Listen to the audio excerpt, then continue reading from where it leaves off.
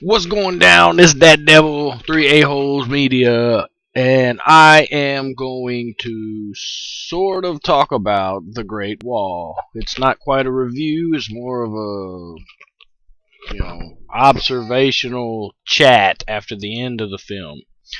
All right, I compare this movie to something along the lines of "In the Name of the King" meets let's In the Name of the King meets not quite evil, not quite Army of Darkness, but sort of along those principles where an outsider comes to help, and then they got to build all this stuff, and they've been preparing. So yeah, why not? Fuck it. Army of Darkness meets In the Name of the King. So there's actually a couple refreshing things that happens. The idea that the wall is protecting the kingdom and stuff, that's kind of played out, but the stuff that happens, like what they do to fight off the I forget what they call them now, but the demons, and they don't really do a good job of explaining, other than a meteor hits and then they showed up, but they don't explain like where they went. Really, I don't know. I maybe have to watch it again, but could they have pulled this movie off without Matt Damon? Hey, quiet! Could they have pulled this off without Matt Damon? Probably.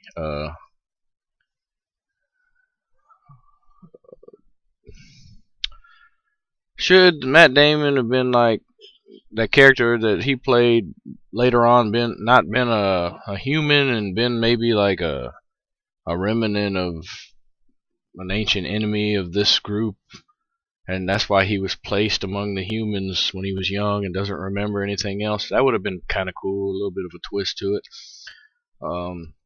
All in all, it was actually a pretty good movie. Some things were a little generic. I like to have seen a little bit more, since there was like I don't know if it's Chinese, it had that look of like, the old Jet Li films and the old Jackie Chan films before they became, Americanized.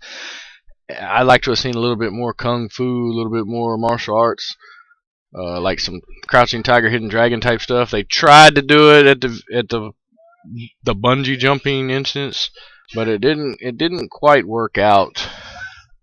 And I thought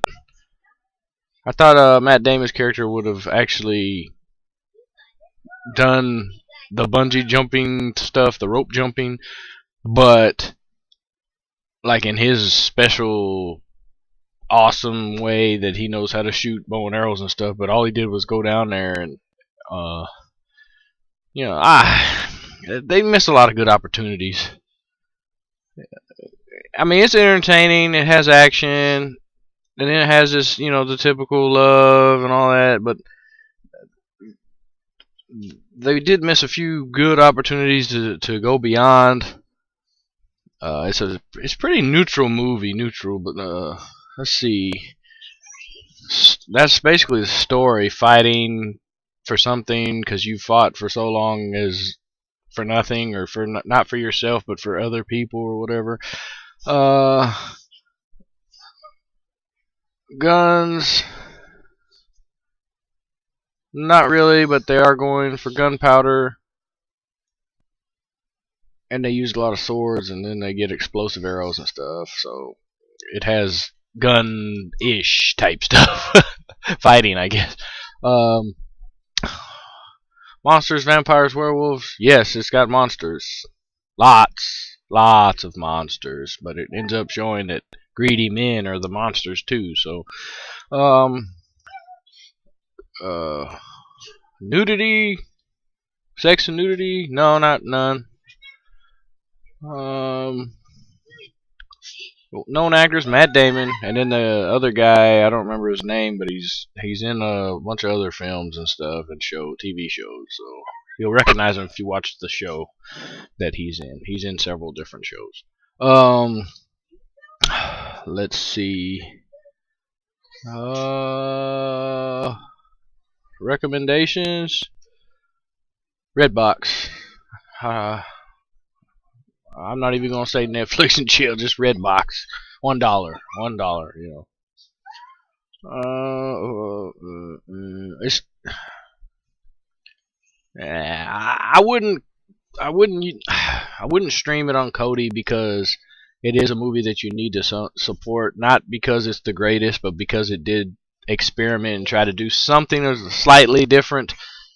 And we need more of that in Hollywood because it started off almost like it was going to be historical, like, oh yeah, the Great Wall and all this other stuff, and then all of a sudden demons show up, so they tried. I could say that they attempted to do something different, and they're not going to reap the benefits of the choice because of how it was marketed and how they didn't take advantage of some of the opportunities to do other things.